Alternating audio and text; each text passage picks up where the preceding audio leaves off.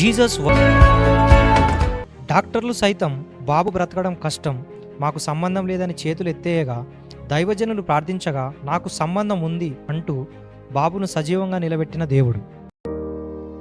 So 10 miracle Sundays జరుగుతున్న టైంలో March 3rd baby పుట్టాడు, బాయ్ పుట్టాడు. పుట్టిన తర్వాత 1, 2, 3 డేస్ వరకు ఓకే. 3 డేస్ తర్వాత హెల్త్ ఇష్యూస్ వచ్చినాయి. వస్తే అక్కడ మేము చూడము నిలోఫర్ హాస్పిటల్ తీసుకెళ్ళమన్నారు. తీసుకెళ్లిన తర్వాత దాదాపు 25 రోజులు హాస్పిటల్లో ఉన్నాడు బేబీ. బ్రెయిన్ లో ఇన్ఫెక్షన్ అన్నారు, కిడ్నీస్ లో ఇన్ఫెక్షన్ అన్నారు. అసలు వాళ్ళు చెప్పనే లేవు. మేము బతుకుతాడో బతకడో మేము చెప్పలేము, మాకైతే తెలియదు, ఏమనైతే మాకు బాధ్యత లేదు, మాకు సంబంధం లేదు అని చెప్పి మదర్ దగ్గరకు వచ్చి ఫాదర్ దగ్గరకు వచ్చి సంతకం పెట్టించుకున్నారు. మాకు సంబంధం లేదు, మాకు సంబంధం లేదు అనే మాట బాగా గుర్తుపెట్టుకునే మాట. బ్రెయిన్ లో నీరు వచ్చిందని చెప్పి, బ్రెయిన్ లో వాటర్ వచ్చిందని చెప్పేసి దానికి టెస్ట్ చేశారు. టెస్ట్ వచ్చేసరికి 2 weeks టైం పట్టింది. టెస్ట్ బోన్స్, బ్యాక్ బోన్ నుంచి తీసారు, వాటర్ తీసారు. ఇట్లా బ్యాక్ బోన్ ఉంటది కదా, బ్యాక్ బోన్ నుంచి పంపించి బ్రెయిన్ దగ్గరికి పంపించి ఆ టెస్ట్ చేశారంట. వాళ్ళు ఏం చెప్పారంటే కన్ఫామ్ గా ఇంకా కష్టం, బేబీ బ్రతకటం కష్టం అని చెప్పారు. మేము ప్రార్థన చేస్తూనే ఉన్నాం, ప్రతిరోజు ప్రార్థన చేస్తున్నాం, నేను and pastor Gracie, we both are praying. Doctor చెప్పిన మాట ఏంటంటే మాకు సంబంధం లేదు అనే మాట. ఆ మాటకి when I'm praying, ప్రార్థన చేస్తున్నప్పుడు, సో నేనేం చెప్పానంటే ప్రేయర్ చేస్తా ఉన్నప్పుడు just I here from word from the lord. దేవుడి నుంచి ఒక విందాం ఏం చెప్తాడు దేవుడు అని విన్నప్పుడు దేవుడు ఏమన్నాడంటే, డాక్టర్స్ ఏమన్నారు, మాకు సంబంధం లేదు అన్నాడు. నేను ప్రార్థన చేస్తున్న ఫస్ట్ నాకు వినపడిన మాట ఏంటి తెలుసా, నాకు సంబంధం ఉంది అన్నాడు. నేను అదే చెప్పా ఫోన్ చేసి, డాక్టర్స్ చెప్తున్నారు సంబంధం లేదన్న, కానీ దేవుడు చెప్తున్నాడు నాకు సంబంధం ఉంది. ఏమీ కాదు, బేబీని తీసుకొచ్చి యథావిధిగా చర్చ్ లో నిలబడి సాక్ష్యం చెప్తుంది అని నువ్వు చెప్పు అన్నాడు. అదే నా అమ్మ చెప్పింది. సో అదే విధముగా దేవుడు సజీవముగా ఇప్పుడు ఏం చెప్పారు, అంతా ఓకే, ఇన్ఫెక్షన్ అంతా కంప్లీట్ అంతా ఓకే అని చెప్పి డిశ్చార్జ్ చేశారంట. హల్లెలూయా. ప్రతి ఆదివారం 2 ఆరాధనలు జరుగును. మా మొదటి ఆరాధన సమయం ఉదయం 10 గంటలకు ప్రారంభమగును. స్థలం డేవిడ్ మెమోరియల్ కాలేజ్, 4వ అంతస్తు, తార్నాక, సికింద్రాబాద్. మా రెండవ ఆరాధన సమయం సాయంత్రం 6 గంటలకు ప్రారంభమగును. స్థలం seventh day adventist high school, regimental Bazaar, Secunderabad. బలమైన దేవుని వాక్యము, అనేకమైన అద్భుత కార్యములు, సాక్ష్యములు దేవుడు ఈ సన్నిధిలో, ఈ సంఘంలో జరిగించుచున్నాడు. కావున తప్పక పాల్గొనండి. మరిన్ని వివరాలకు మా ఫోన్ నెంబర్ 795648 హైదరాబాద్ మరియు సికింద్రాబాద్ ప్రజలకు శుభవార్త. జీసస్ వండర్స్ మినిస్ట్రీ వారు నిర్వహిస్తున్న రివైవల్ మీటింగ్ సర్వీస్. దేవుని చేత బహుబలంగా వాడబడుచున్న దైవజనులు పాస్టర్ ఎలీజా అబ్రహాం గారు అనేకమైన అద్భుత కార్యములు, ఆశ్చర్య కార్యములు దేవుడు ఈ సర్వీస్లో జరిగించబోచున్నాడు. కావున తప్పక రండి. ఫిబ్రవరి 20వ తేదీ సాయంత్రం 6 గంటలకు ప్రారంభమగును. స్థలం YMCA main hall near clock tower, Secunderabad. మరిన్ని వివరములకు సంప్రదించవలసిన మా phone number 795648 pastor Elijah Abraham గారి వాక్య సందేశాలు ఇప్పుడు మన కల్వరి టీవీలో ప్రతిరోజు రాత్రి 10 గంటల నుండి 10:30 గంటల వరకు ప్రసారమవుతున్నాయి. తప్పక వీక్షించండి, దైవ దీవెనలు పొందుకోండి. అందరికీ సువార్త అందించుటకు దైవజనులు ఎలీజా అబ్రహాం గారు సువార్తను ప్రకటిస్తున్నారు. మీరును ఈ పరిచర్యలో పాలి భాగస్థులు అవ్వాలనుకుంటున్నారా? అయితే ఈ టీవీ ప్రోగ్రాం స్పాన్సర్ చేయడం ద్వారా మీరు అనేకులకు దీవెనకరంగా ఉంటారని విశ్వసిస్తున్నాము. మీకు డిస్ప్లే చేయబడుతున్న ఈ QR కోడ్ని స్కాన్ చేసి కూడా మీరు స్పాన్సర్ చేయగలరు. మా ఫోన్ నెంబర్ 7995648108 నెంబర్ని సంప్రదించి కూడా స్పాన్సర్ చేయగలరు. ఆ కాలమున ఇశ్రాయేలు భయం చేత ఎవడును వెలుపలికి పోకుండాను లోపలికి రాకుండాను యెరికో పట్టణం ద్వారము గట్టిగా మూసివేయబడెను. అప్పుడు యెహోషువతో ఇట్లనెను, చూడు, నేను యెరికోను దాని రాజును పరాక్రమం గల శూరులను నీ చేతికి అప్పగించుచున్నాను. 7 యాజకులు పొట్టేలు కొమ్ము బూరలను 7 పట్టుకొని నిలవక యెహోవా మందసమునకు ముందుగా నడుచు బూరలు ఊదుతూ వచ్చిరి. యోధులు వారికి ముందుగా నడిచిరి. దండు వెనుకటి భాగము యెహోవా మందసం వెంబడి వచ్చెను. యాజకులు వెళ్ళుచు బూరలు ఊదుచూ వచ్చిరి. యాజకులు బూరలు ఊదగా ప్రజలు కేకలు వేసిరి. ఆ బూర ధ్వని వినినప్పుడు ప్రజలు ఆర్భాటముగా కేకలు వేయగా ప్రాకారములు కూలెను. ప్రజలందరూ తమ ఎదుటికి చక్కగా పట్టణ ప్రాకారము ఎక్కి పట్టణమును పట్టుకొనిరి. సో ఇక్కడ ఈ వాక్యం ఇదంతా మనకు తెలిసినదే. ఎంత మనకు తెలిసి ఇదంతా ఇప్పుడు చదివిందంతా తెలుసు కదా, ఆల్మోస్ట్ అందరికి తెలిసే ఉంటుంది. సో దీని నుంచి ఇజ్రాయెల్ ప్రజల్ని దేవుడు వాగ్దానం చేశాడు, కానీ వాళ్ళు వెళ్ళలేదు. తర్వాత వాళ్ళ యొక్క పిల్లల్ని వాగ్దాన దేశంలోనికి దేవుడు తీసుకొచ్చి ఆల్మోస్ట్ వాళ్ళు ఆల్రెడీ వాగ్దాన దేశంలోనికి వచ్చారు. వాగ్దాన దేశంలోనికి అడుగుపెట్టిన తర్వాత మొదటి యుద్ధము ఈ స్థలంలో జరుగుతూ ఉంది. అయితే అప్పటిదాకా వాళ్ళు మనుషులతో యుద్ధం చేశారు. ఎవరితో చేశారు? మనుషులతో యుద్ధం చేశారు. So they are having so much experience, చాలా అనుభవం ఉంది. మనుషులతో యుద్ధం చేశారు, ఖడ్గాలు వాడి యుద్ధ నైపుణ్యాలు కలిగి ఉండి వాళ్ళు యుద్ధాలు చేశారు. కానీ ఇక్కడికి వచ్చేసరికి the story was completely different. ఇక్కడ మనుషులతో కాదు, గోడతో యుద్ధం చేయాలి, ప్రాకారంతో యుద్ధం చేయాలి. ప్రాకారంతో యుద్ధం ఎలా చేస్తారు? సో నూతన నిబంధనకు వచ్చేసరికి నూతన నిబంధనలో మన పోరాటం మనుషులతో కాదు అని వాక్యంలో రాయబడి ఉన్నది. అన్న కదా, అంధకార శక్తులతో మన పోరాటం అని రాయబడి ఉన్నది. తిరిగి జన్మించిన ప్రతి విశ్వాసికి దేవుడిచ్చిన 1 యోహాను 5:4 దేవుని మూలముగా పుట్టిన వారందరూ దేవుని మూలముగా పుట్టినవారు. దేవుని మూలంగా పుట్టినవారు అనగా ఎవరు? రక్షింపబడిన విశ్వాసం, బార్న్ అగైన్ బిలీవర్, తిరిగి జన్మించిన విశ్వాసం. ఎవరైతే యేసు ప్రభువుని సొంత రక్షకునిగా అంగీకరించి తండ్రి కుమార పరిశుద్ధాత్మ నామంలో ఎవరైతే బాప్తిజము తీసుకున్నారో వాళ్ళెవరు? ఇక్కడ చెప్పాలా, ఎవరి వలన పుట్టిన వాళ్ళు? దేవుని వలన పుట్టినవారు. వాళ్ళు మనుషుల వలన పుట్టినవారు కాదు, కానీ అది వాళ్ళు దేవుని వలన పుట్టిన వాళ్ళు. Because the spirit, holy spirit, దేవుని ఆత్మ మనల్ని తిరిగి జన్మింప చేసింది. అయితే ఏ దేవుని నమ్ముకున్నాక దేవుని మూలంగా పుట్టిన వారందరూ, దేవుని మూలంగా పుట్టిన కొందరును, అంతే ఉంది అక్కడ. మీరు ఒకసారి బైబిల్లో చూడాలి, పుట్టిన వారందరూ. మళ్ళీ చెప్పాలి. నా బైబిల్లో కొందరు అని ఉందా? కొందరు అనిపిస్తుంది నాకు, కాదా? అందరా? కరెక్ట్ చూడండి ఒకసారి. అందరూ. ఇప్పుడు అందరిలో మనం ఉన్నామా లేదా? అందరిలో మీరు ఉన్నారా? కొందరు అంటే సరే మీ పేరు లేదు అనుకోవచ్చు. అందరూ ఇప్పుడు దేవుని మూలంగా పుట్టినవారు. Okay, so born again believer, దేవుని మూలంగా పుట్టినవారు. దేవుని మూలంగా పుట్టినవారు అందరూ లోకమును జయించుదురు. ఏంటంట? లోకమును గడి చెప్పాలి. నాకు ఈరోజు చెవులు సరిగ్గా వినపడట్లా. గడి చెప్పాలి. లోకమును జయించుదురు అంట. దేవుని మూలంగా పుట్టినవారు లోకంలో ఉన్న పరిస్థితులు, లోకము అనగా లోకంలో ఉన్న పరిస్థితులు, లోకం అనగా లోకంలో ఉన్న ఇబ్బందులు, లోకము అనగా లోకంలో ఉన్న అవమానాలు, లోకం అనగా లోకంలో ఉన్న నిందలు, వీటన్నిటిని భరించలేకపోతారన్నారా? వీటన్నిటిని జయించలేరని వాక్యంలో రాసిందా? జయించుదురు అని రాసిందా? గట్టి చెప్పాలా, ఏమని రాస్తుంది? జయించుదురు. అండ్ బార్న్ అగైన్ బిలీవర్, తిరిగి జన్మించిన ప్రతి వ్యక్తి జయించుదురు. దేవుని మూలంగా పుట్టిన వారందరూ, కొందరు కాదు, అందరూ, ఎవ్రీ పర్సన్. నాకున్న పరిస్థితులను నేను జయిస్తానా? వాక్యం ఏం చెప్తుంది? గడి చెప్పాలి. వాక్యం ఏం చెప్తుంది? జయిస్తారని చెప్తుంది. వాక్యం ఏం చెప్తుంది? మీ అప్పు తీరిపోద్ది అంటుందా? జయించడం అంటే తీరిపోవటమా? సో ఇప్పుడు దేవుని మూలంగా పుట్టిన వాళ్ళు అండ్ బార్న్ అగైన్ బిలీవర్, దేవుని మూలంగా పుట్టిన వారు ప్రతి లోకంలో ఉన్న ప్రతి సమస్యను జయించగలిగిన సామర్థ్యము దేవుడు పెట్టి ఉంచాడు. అయితే దాని కింద ఒక మాట చదవండి. దేవుని మూలంగా పుట్టిన వారందరూ లోకమును జయించుదురు. లోకమును జయించిన విజయము మన విశ్వాసమే. గడి చెప్పాలా? మన విశ్వాసమే. హల్లెలూయా. మన విశ్వాసమే, అవర్ ఫెయిత్. వాక్యంలో ఒక మాట రాయబడింది, ఫెయిత్ ఈజ్ ఎ సబ్స్టెన్స్ అని ఉంది. అంటే విశ్వాసం ఒక పదార్థము అంట. మన విశ్వాసమే. లోకమును జయించినది దేని వలనంట? మన విశ్వాసమే. కానీ ఒక వాక్యంలో ఒక మాట రాయబడి ఉంది, క్రియలు లేని విశ్వాసం. యాకోబు అన్నాడు, క్రియ లేని విశ్వాసము.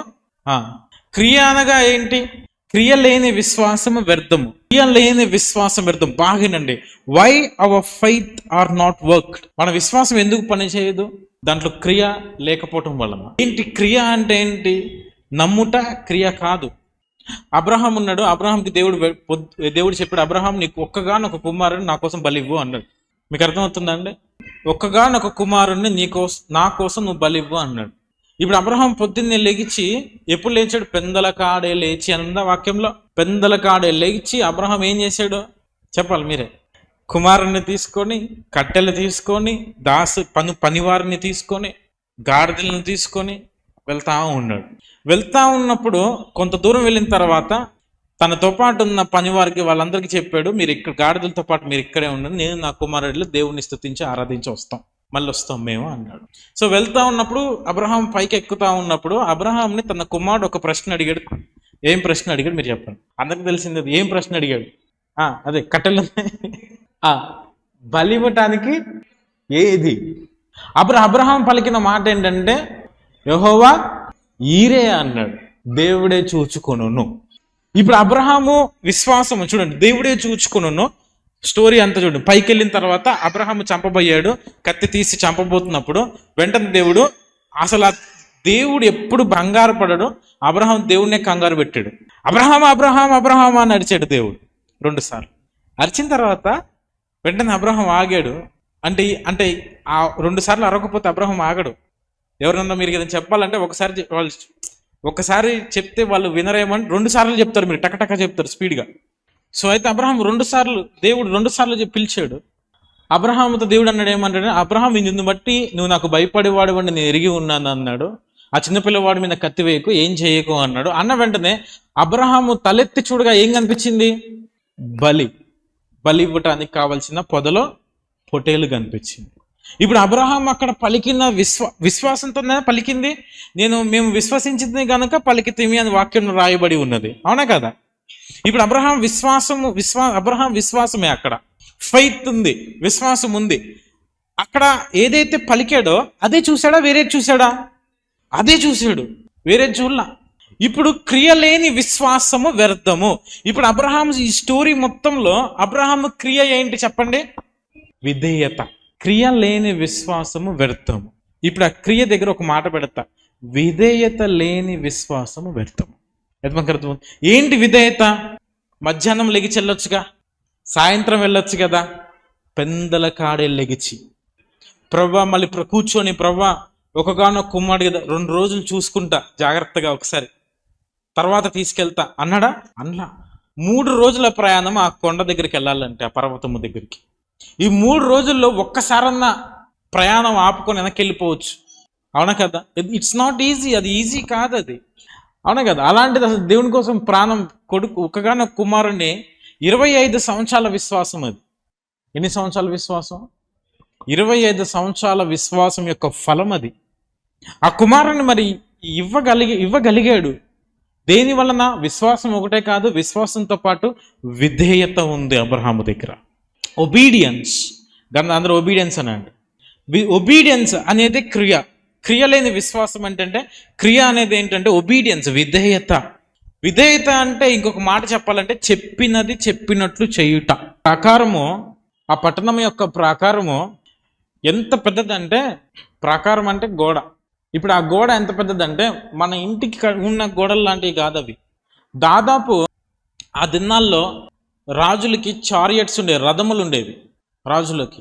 అలాంటి రథాలు ఒక 10 పడతాయి దానిపైన, 10 లైన్గా. మీకు అర్థమవుతుంది ఈ మాట? ఇప్పుడు మనం రోడ్డు మీద వెళ్తుంటే రోడ్డు మీద ఒక 2 అటు సైడ్ ఇటు సైడ్ వెనకాల రోడ్డు ఉంది కదా, ఆ రోడ్డు దగ్గర అటు సైడ్ ఇటు సైడ్, అటు 2 వెహికల్స్, ఇటు అవతల సైడ్ 2 వెహికల్స్ కంటే ఎక్కువ పట్టవు, అవునా కదా? సో అలాగే ఆ రోడ్ని డిజైన్ చేశారు. అట్లా ఆ ప్రాకారం ఎంత పెద్దదంటే జస్ట్ అర్థం చేసుకోండి, 10 రథములు పడతాయి, అంత పెద్ద ప్రాకారం అది. ఆ ప్రాకారం మీద నివసించుచున్న వాళ్ళు కూడా ఉన్నారు. రాహాబు ఎక్కడ నివసించుచున్నది? ప్రాకారము పైన నివసించుచున్నది. అంటే ఎంత పెద్దగా ఉంది ఆ ప్రాకారం? మీకు అర్థమవుతుంది మాట? 10 రథములు పట్టే అంత వెడల్పు ఉన్న ప్రాకారం అది. ఎత్తు కాదు, వెడల్పు ఉన్న ప్రాకారం. ఎత్తు ఆకాశము అంటే అంత ఎత్తుగా ఉంది అది, అంత పెద్ద ప్రాకారం అది. ఈ రోజుల్లో కొన్ని ఊర్లలో చూస్తాం 20 ఫ్లోర్లు, 25 ఫ్లోర్లు, 30 ఫ్లోర్ల బిల్డింగ్స్ ఉంటాయి, కనపడతాయి చూస్తే. దాన్ని పైకి ఎక్కితే అసలు మనకి చాలా కిందకు చూడాలంటే భయం వేస్తుంది. కానీ ఈ ప్రాకారము చాలా ఎత్తైన ప్రాకారము. అదే విధముగా 10 రథాలు పట్టే అంత వెడల్పున్న ప్రాకారం అది. ఇప్పుడు గోడ కూల్చడానికి ఎంత కష్టపడాలి? ఎంతమంది పని చేయాలి ఆ గోడని కూల్చడానికి? అలాంటిది ఇప్పుడు 10 రథములు పట్టే అంత వెడల్పున్న ప్రాకారము, దాన్ని కూల్చాలంటే ఎంత కష్టపడాలి? వీళ్ళకి ఇప్పటిదాకా అనుభవం ఉంది యుద్ధాల విషయంలో. ఎందుకంటే రాజులతో యుద్ధం చేశారు, కొన్ని దేశాలతో, రాజులతో, మనుషులతో చాలా యుద్ధాలు చేశారు వీళ్ళు. యుద్ధాలన్నింటిలో కూడా దేవుడు గెలుపునిచ్చాడు, ఓటములు కూడా చూశారు వాళ్ళు. కానీ ఇక్కడికి వచ్చేసరికి మనిషితో యుద్ధం కాదు, ప్రాకారంతో యుద్ధం. ఇప్పటిదాకా వీళ్ళు ఏంటంటే ఒక మనిషి ఎదురైతే ఆ మనిషితో కత్తులు తీసుకొని వెళ్ళి యుద్ధం చేయగలిగిన జ్ఞానము, యుద్ధం చేయగలిగిన ఎబిలిటీ, సామర్థ్యం వీళ్ళకుంది. కానీ ఇప్పుడు వీళ్ళు నూతనంగా అడుగు పెట్టారు. కానీ దాన్ని ఎలాగ డీల్ చేయాలో తెలియదు, ప్రాకారం కూల్చడం ఎలాగో తెలియదు వీళ్ళకి. కానీ ఇక్కడ ఒక మాట, 1వ వచనంలో ఒక మాట చదువమ్మా. ఆ కాలమున ఇశ్రాయేలు భయము చేత ఎవడును వెలుపలికి పోకుండాను లోపలికి రాకుండాను యెరికో పట్టణం ద్వారము. మనకి వాక్యం తెలియట చాలా ప్రాముఖ్యం. అక్కడ ఒక మాట చూడండి, ఎవరును వెలుపలికి రావట్లేదంట, లోపలికి రాలేరు, లోపల ఉన్నవారు బయటికి వెళ్ళలేరు. దీన్నే ఏమంటాం అంటే ఇంగ్లీష్లో ఒక మాట ఉంటుంది, స్టాగ్నేషన్ అంటాం. స్టాగ్నేషన్ అంటే అర్థం ఏంటంటే కదలలేని స్థితి. వ్యాపారం ప్రారంభించాలని ఉంటుంది, కానీ ఎట్లా ప్రారంభించాలో తెలియదు. ఏదన్నా చేసి సంపాదించాలని ఉంటుంది, కానీ ఎలాగో తెలియదు. ఇక్కడ లోపలికి వెళ్ళడానికి లేదు, లోపల ఉన్నవారు బయటికి రావడానికి లేదు. Completely closed, seized. కానీ వీళ్ళు మాత్రం వెళ్ళాలి. ఎలాగ ప్రారంభించాలో తెలియదు, ఎలాగ ముందుకెళ్లాలో తెలియదు, కానీ వెళ్ళాలి. ఎలాగ విడుదల చూస్తామో తెలియదు, ఎలాగ అప్పులు కడతామో తెలియదు, ఎలాగ స్వస్థత పొందుకుంటామో తెలియదు, కానీ స్వస్థత కావాలా వద్దా? కావాలి. ఆ కాలమున ఇశ్రాయేలు భయము చేత ఎవడును వెలుపలికి పోకుండాను లోపలికి రాకుండాను యెరికో పట్టణ ద్వారము గట్టిగా మూసివేయబడను. ఎలా మూసేసిందంట? గట్టిగా మూసేసిందంట. ఈరోజు ఏ విషయాల్లో మీ జీవితంలో ద్వారములు గట్టిగా మూయబడి ఉందని నాకు తెలియదు, కానీ ఈరోజు దేవుడు వాటన్నిటికీ జవాబు ఇవ్వబోతున్నాడు. అట్లా మీ జీవితంలో అట్లా కొన్ని విషయాలు గట్టిగా మూసేసి ఉన్నాయి. ఎంత ప్రయత్నించినా ద్వారములు తెరవబడకపోవటం, గట్టిగా మూసివేసి ఉండుట. ప్రశ్న ఏంటంటే, ఎందుకు? చాలా మందికి ఉన్న ప్రశ్న ఏంటంటే, నాకే ఎందుకు అనే ప్రశ్న. నాకే ఎందుకు వివాహం ఆలస్యం అవుతుంది, నాకే ఎందుకు ఇలా జరుగుతుంది, నాకే ఎందుకు ఉద్యోగం రావట్లేదు, నాకే ఎందుకు. ఇప్పుడు వీళ్ళకి ఎందుకు ఆ ప్రాకారము గట్టిగా మూసివేయబడి ఉందో తెలుసా? పైన గట్టిగా ఎందుకు మూసివేయబడి ఉందో తెలుసా?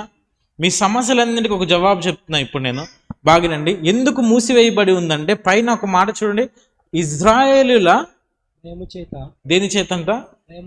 గడి చెప్పాలి, దేని చేతంట? ఇజ్రాయేల్ భయము చేత గట్టిగా మూసివేయబడి ఉందంట. ఎందుకు శత్రువు నిన్ను వ్యాపారంలో ముందుకెళ్ళనీకుండా గట్టిగా ద్వారాలు మూసి ఉన్నాడు తెలుసా? భయము చేత. ఎందుకు నువ్వు ఎంత ప్రయత్నించినా నీకు కావాల్సింది నీ దగ్గరికి రానికుండా చేస్తున్నాడో తెలుసా? భయము చేత. చూడండి ఇక్కడ వీళ్ళకి ఎందుకు ఆటంకము అంటే, వీళ్ళకి ఆటంకం ఎందుకు ఎదురవుతుందంటే వాళ్ళు భయపడుతున్నారు కాబట్టి. ఎందుకు అపవాది ఆటంకపరిచిద్ది అంటే భయపడుతున్నాడు కాబట్టి. నీకు అడ్డుగా ఉండి నేను వెళ్ళనీయకుండా నేను ఆపుతున్న ప్రతి ప్రాకారము దేనికి సూచనగా ఉంది అంటే, నీ భవిష్యత్తు విషయంలో దేవుడు చేయబోతున్న కార్యములను బట్టి భయముతో ఆ ప్రాకారము నీ ముందు కట్టబడి ఉన్నది. ఏ విషయంలో అయితే మీరు ముందుకెళ్ళలేక మీకు అడ్డుగా ఉన్నాయో నేను చెప్తున్నా, వాటన్నిటి విషయంలో ఎవ్వరికి లేని బ్రేక్ త్రూ, ఎవ్వరికి లేని అద్భుతము నీకు జరగబోతుంది. వాళ్ళకి ఎందుకు ఆటంకం అంటే వాళ్ళ విషయంలో భయం కలిగను కాబట్టి. మీరు అనుకుంటున్నారు, మీరు అపవాదం చూసి మీరు భయపడతా ఉంటారు. చాలా కాదు, మిమ్మల్ని చూసి భయపడతా ఉంటాడు. ఎందుకంటే ఆయన మూలంగా పుట్టిన వారు ఈ లోకమును జయిస్తారు. ఒకరోజు మీ ముందున్న ప్రాకారం కూల్చుకొని మీరు ముందుకెళ్తారని తెలుసు. ఒకరోజు ఏ అద్భుతం కొరకు మీరు ప్రార్థన చేస్తున్నారు, ఏ అద్భుతం కొరకు మీరు ఎదురు చూస్తా ఉన్నారో అది మీరు ఖచ్చితంగా జయిస్తారని తెలుసు.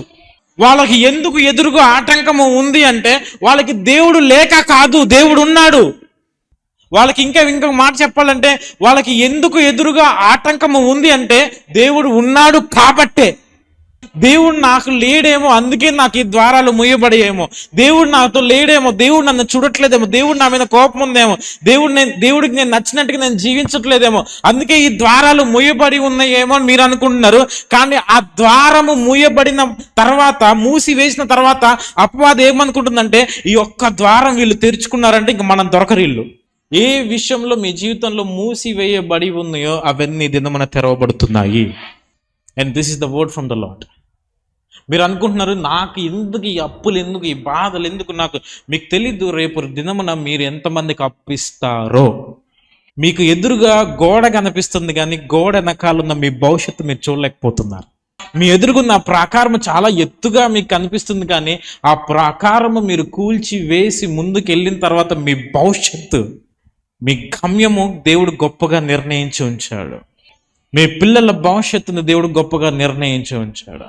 ఒకరోజు ఒక సహోదరుడు నా దగ్గరకు వచ్చి చెప్తా ఉంది, I don't know, నా భర్త 15 సంవత్సరాల నుంచి విసిగిస్తా ఉన్నాడు. ఎన్ని సంవత్సరాలు అంట? 17 సంవత్సరాలు నా భర్త విసిగిస్తున్నాడు, నా భర్త బాధపడుతున్నాడు. 17 సంవత్సరాల నుంచి మారట్లా. ఇంకెంత ప్రార్థన చేయాలన్నా, ఇంకెంత ఏం చేయాలి, ఇంకా ఎన్ని ఉపవాసాలు ఉన్నాను, ఎన్నో ప్రార్థన చేసి విసిగిస్తూనే ఉన్నాడు. నేను ప్రార్థన చేసి దేవుణ్ణి అడిగి ఏదన్నా పొందుకున్నానంటే అది వచ్చి ఆయన మొత్తం నాశనం చేస్తా ఉంటాడు. నేను ప్రార్థన చేసి ఒక దేవుణ్ణి అడిగి ఒక స్థలం కొంటే మా భర్త నాకు తెలియకుండా స్థలం అమ్మేశాడు. ఇప్పుడు ఈ భర్తని ఎట్లా మార్చాలో, ఏ విధంగా మార్చాలో నాకు అర్థం కావట్లేదు. మా పాస్టర్ గారు కూడా చెప్పారు, మా సేవకుడు కూడా చెప్పాడు, అయినా కూడా వినట్లేదు. ఎలాగ మారాలి? నాకు ఎలాగుందంటే అన్న నాకు తెలియదు కానీ నా ఎదుట ఒక పెద్ద ప్రాకారం ఉన్నట్టుగా నా భర్తే ఉన్నాడు. అండ్ ఐ డోంట్ నో, నేను ఆ దినము నా మాట మాట్లాడుతున్నప్పుడు నా హృదయం చాలా కదిలిపోయింది ఆ మాటకి. వెంటనే ఒక ప్రార్థన చేసింది ఏంటంటే, ఈ బిడ్డ జీవితంలో ఉన్న ఎటువంటి ప్రాకారమైనా ఈ దినమున కూల్చివేయబడి పూర్తిగా అపవాది క్రియలన్నీ మూసివేయబడును గాక అని ప్రార్థన చేశాను. 2 నెలల తర్వాత ఆ సహోదరి నాకు ఫోన్ చేసి నాకు చెప్తున్న సాక్ష్యం ఏంటి అంటే, అన్న నాకంటే నా భర్త ఇప్పుడు ఎక్కువ స్పిరిచువల్గా ఆత్మీయంగా మారిపోయాడు. ఆమె అనుకుంది ఇంకా ఈయన మారాడు. ఇంకా నా దగ్గరికి వచ్చి చెప్పిన మాట ఏంటంటే, మీరు ఓకే అంటే నేను ఇంక విడాకులు ఇచ్చి వెళ్ళిపోదాం అనుకుంటున్నా, వద్దు ఈ భర్తతో నా వల్ల కావట్లేదు.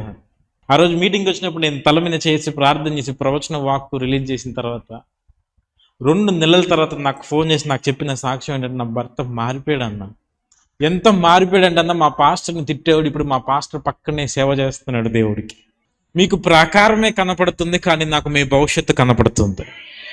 మీరు అనుకుంటున్నారు ఆ ప్రాకారము చూసి ఈ ప్రాకారం బలంగా ఉంది అనుకుంటున్నారు. ఆ శత్రువుని చూసి మీరు అనుకుంటున్నారు చాలా బలంగా ఉన్నాడు. అపవాదిని చూసి అనుకుంటున్నారు అపవాది క్రియలు చాలా బలంగా నా మీద పనిచేస్తా ఉంది, నా కుటుంబంలో పనిచేస్తా ఉందని మీరు చూడగలుగుతున్నారు. కానీ వాడు ఎందుకు పని చేస్తున్నాడో మీరు గ్రహించలేకపోతున్నారు. ఎందుకంటే వాడు భయపడుతున్నాడు కాబట్టి పని చేస్తున్నాడు. ఆ ప్రాకారములు ఎందుకు కట్టబడింది అసలు? ఎందుకు పూర్తిగా మూసివేయబడింది? ఎందుకు అంటే వారు ఇజ్రాయేల్ భయము చేత. మీకు తెలుసు తెలీదో, దేవుణ్ణి నమ్ముకున్న ప్రతి వ్యక్తి, తిరిగి జన్మించిన ప్రతి వ్యక్తి ఈ లోకమును జయిస్తాడు. Father, in the name of Jesus, Lord, I bless everyone. అద్భుత రీతిగా, ఆశ్చర్యకరమైన రీతిగా సమృద్ధిలో నడిపించండి దేవా. ఈ దిన మన అద్భుతమును పొందుకొని ఏ మిరాకిల్ కొరకైతే ఈ స్థలం మనకు వచ్చి ఉన్నారు తండ్రి, ఆ మిరాకిల్ పొందుకొని వీళ్ళు వెళ్ళిన ప్రతి స్థలంలో వీళ్ళు మిరాకిల్గా ఉండదు గాక, అద్భుతముగా ఉండదు గాక. వెళ్ళిన ప్రతి స్థలంలో, ఉద్యోగం చేసే స్థలంలో, వ్యాపారం చేసే ప్రతి స్థలంలో కూడా వీళ్ళ జీవితము కూడా అద్భుత రీతిగా ఉండదు గాక. వీళ్ళే మిరాకిల్ గా ఉంటుంది గాక, వీళ్ళే వండర్గా, జీసస్ వండర్గా ఉంటుంది గాక. నువ్వు చేసిన అద్భుతముగా బిడ్డలు ఉంటుంది గాక. In Jesus name we prayed and receive. Yesu నామములో ప్రార్థించి పొందుకుంటున్నాము తండ్రి, ఆమేన్. నేను ఇక్కడ ఎంతో బాధతో వచ్చాను, కానీ నా దుఃఖం అంతా సంతోషంగా మారేటట్టుగా నిజంగా వాక్యం వినగానే నాకు ఎంతో సంతోషం అనిపించింది. నన్ను అభిషేకించాలని రోజు ఎంతో నేను ఒక దైవ సేవకుడి ద్వారా నేను అభిషేకింపబడాలి అనుకున్నాను. నిజంగానే అది దావీదుని అభిషేకిస్తున్నట్టుగా నన్ను అభిషేకిస్తున్నానని ఈరోజు మాట్లాడినప్పుడు నాకు చాలా సంతోషం అనిపించింది. ఇలా మేమే కాదు, ఇంకా ఎంతో మంది ఆశీర్వదింపబడాలని మేము కోరుకుంటున్నాము. అందరికీ సువార్త అందించుటకు దైవజనులు ఎలేజా అబ్రహాం గారు సువార్తను ప్రకటిస్తున్నారు. మీరును ఈ పరిచర్యలో పాలి భాగస్థులు అవ్వాలనుకుంటున్నారా? అయితే ఈ టీవీ ప్రోగ్రాం స్పాన్సర్ చేయడం ద్వారా మీరు అనేకులకు దీవెనకరంగా ఉంటారని విశ్వసిస్తున్నాము. మీకు డిస్ప్లే చేయబడుతున్న ఈ క్యూఆర్ కోడ్ని స్కాన్ చేసి కూడా మీరు స్పాన్సర్ చేయగలరు. మా ఫోన్ నెంబర్ 7995648108 నెంబర్ని సంప్రదించి కూడా స్పాన్సర్ చేయగలరు. జీసస్ వండర్స్ మినిస్ట్రీ వారు నిర్వహిస్తున్న 21 రోజుల ఉపవాస ప్రార్థనలు, దేవుని చేత బహుబలంగా వాడబడుచున్న దైవజనులు పాస్టర్ ఎలేజా అబ్రహాం గారు సోమవారం 19వ తేదీ నుండి ఫిబ్రవరి 8వ తేదీ ఆదివారం వరకు 21 రోజులు ఉపవాస ప్రార్థనలు జరుగును. సమయం సాయంత్రం 6 గంటలకి ప్రారంభమగును. స్థలం David memorial college, 4th floor, Tarnaka. మరిన్ని వివరాలకు సంప్రదించవలసిన మా phone number 7995648108. Jesus wonders ministry వారు నిర్వహిస్తున్న రివైవల్ మీటింగ్స్ ఫిబ్రవరి 9వ తేదీ సోమవారం సాయంత్రం 6 గంటలకు. స్థలం CSI church of south India, Ramesh hospital ఎదురుగా, కన్నవారి తోట, Nagarapalem market centre, collector office road, petrol bunk వెనుక వైపు, గుంటూరు. ఫిబ్రవరి 10వ తేదీ మంగళవారము సాయంత్రం 6 గంటలకు. స్థలం Telugu Baptist church, MG road, Israel Peta, Benz circle దగ్గర, బిగ్సీ మరియు హ్యాపీ మొబైల్ షాప్ పక్క road, Varun health centre road, Vijayawada. ఫిబ్రవరి 11వ తేదీ బుధవారం సాయంత్రం 6 గంటలకు. స్థలం Shaurya Inn hotel, Srikanya theatre దగ్గర, రైల్వే న్యూ కాలనీ, విశాఖపట్నం. ఫిబ్రవరి 12వ తేదీ గురువారం సాయంత్రం 6 గంటలకు. స్థలం Anam Rotary hall, Y junction దగ్గర, కంబాలిపేట, రాజమండ్రి. ఫిబ్రవరి 13వ తేదీ శుక్రవారము సాయంత్రం 6 గంటలకు. స్థలం Saint Mary's retreat hall, Onakallu road, Mustaf Nagar, Khammam. ఫిబ్రవరి 14వ తేదీ శనివారము సాయంత్రం 6 గంటలకు. స్థలం BLM Baptist church, Rahamat Nagar, Kazipet, Warangal. దేవుని చేత బహుబలంగా వాడబడుచున్న దైవజనులు పాస్టర్ ఎలేజ్ అబ్రహాం గారి చేత అనేకమైన అద్భుత ఆశ్చర్య కార్యములు దేవుడు ఈ సర్వీసులలో జరిగించబోచున్నాడు. కావున తప్పక పాల్గొనండి.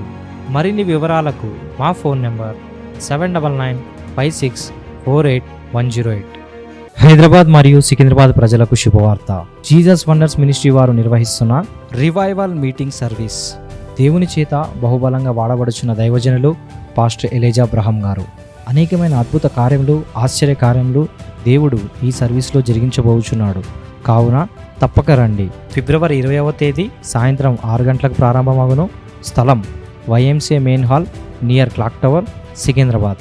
మరిన్ని వివరములకు సంప్రదించవలసిన మా ఫోన్ నెంబర్ 7995648108. అందరికీ సువార్త అందించుటకు దైవజనులు ఎలేజ్ అబ్రహాం గారు సువార్తను ప్రకటిస్తున్నారు. మీరును ఈ పరిచర్యలో పాలిభాగస్తులు అవ్వాలనుకుంటున్నారా? అయితే ఈ టీవీ ప్రోగ్రాం స్పాన్సర్ చేయడం ద్వారా మీరు అనేకులకు దీవెనకరంగా ఉంటారని విశ్వసిస్తున్నాము. మీకు డిస్ప్లే చేయబడుతున్న ఈ క్యూఆర్ కోడ్ని స్కాన్ చేసి కూడా మీరు స్పాన్సర్ చేయగలరు. మా ఫోన్ నెంబర్ 7995648108 నెంబర్ని సంప్రదించి కూడా స్పాన్సర్ చేయగలరు. Jesus wonders ministries Telugu YouTube ఛానల్ని సబ్స్క్రైబ్ చేసుకోండి. పాస్టర్ ఎలేజ్ అబ్రహాం గారి యొక్క అనేక వాక్య సందేశములను వీక్షించండి. మీ ప్రార్థనా అవసరతలు మరియు ప్రేయర్ రిక్వెస్ట్ పంపుటకు మా వాట్సాప్ నెంబర్ 7995648108. మీ కానుకలను పంపుటకు మా యొక్క account details: Jesus wonders ministries trust account number 3913877298 IFSC code SBI N0020981 మరియు మీకు డిస్ప్లే చేయబడుతున్న ఈ క్యూఆర్ కోడ్ని మీ మొబైల్ ద్వారా స్కాన్ చేసి కూడా మీ కానుకలను పంపగలరు. పాస్టర్ ఎలైజా అబ్రహాం గారి వాక్య సందేశాలు ఇప్పుడు మన కల్వరి టీవీలో ప్రతిరోజు రాత్రి 10 గంటల నుండి 10:30 గంటల వరకు ప్రసారమవుతున్నాయి.